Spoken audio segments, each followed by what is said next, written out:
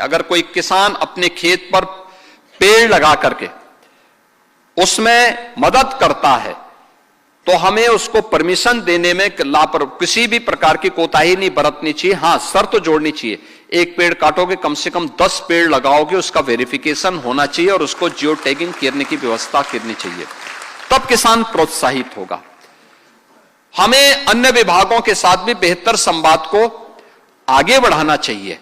और जो हम लोगों ने पहले इस बारे में कहा था कि विरासत वृक्ष घोषित करने की कार्रवाई, 100 वर्ष पुराने जितने पेड़ हैं उनको विरासत वृक्ष के रूप में आगे बढ़ाना।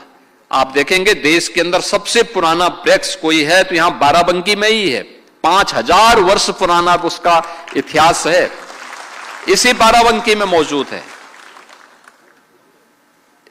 पारिजात का है और इतना पुराना है।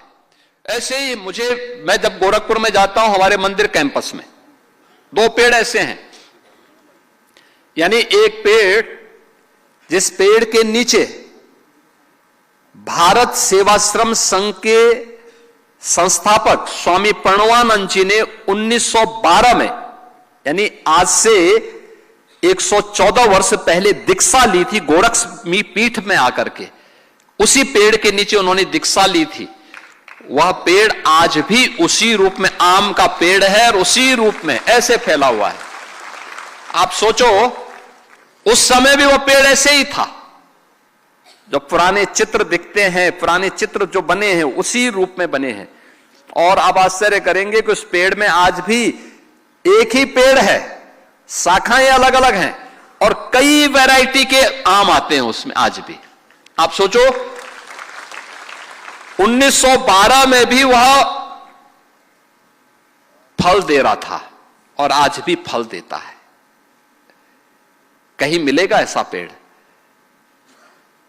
यानी 1912 में भी फल दे रहा था, आज भी फल दे रहा है। मैंने अब उसके लिए एक वाटिका तैयार की, वहां पर उसको बचाने के लिए मेरे गुरुजी ने भी की थी कि उसकी जो टहनियां थी बहुत फैल रही थी, वजन पड़ रहा था, उसको सपोर्ट करने के लिए फिर उसको आगे बढ़ाया गया। सपोर्ट करने के लिए हम लोगों ने नीचे से उसको सपोर्ट दिया।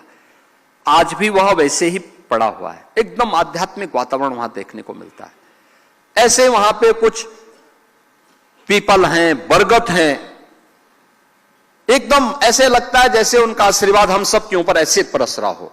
आप सोचो कई पीढ़ियों को उन्होंने देखा है, कई पीढ़ियों को देखा है। ये विरासत के वृक्ष, इनका संरक्षण करना, इनको काटने से बचाना, ये हम लोगों को जागरूक करेंगे तो लोग जागरूक होंगे, इस अभियान के साथ जुड़ेंगे।